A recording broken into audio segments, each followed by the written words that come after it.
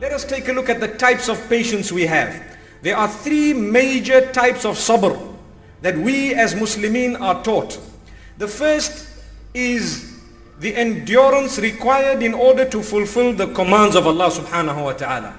The second is the restraint required in order to abstain from the prohibitions of Allah subhanahu wa ta'ala.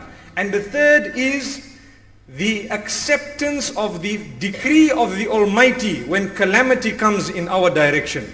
So these are the three types of patience. A lot of people think that only the third one is known as sabr.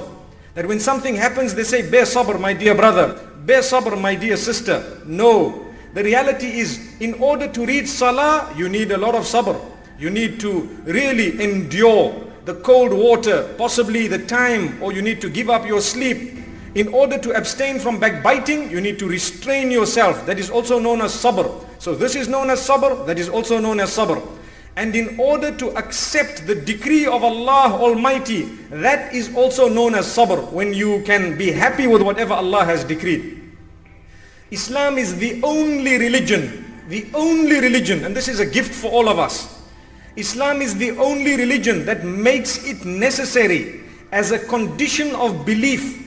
If you would like to be a Muslim, that you need to declare that I bear witness and I believe firmly that good and bad fate is from the Almighty.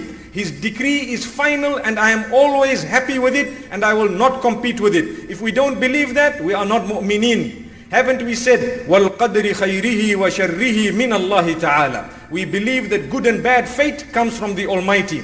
So Islam helps us to live, because this whole life is a test.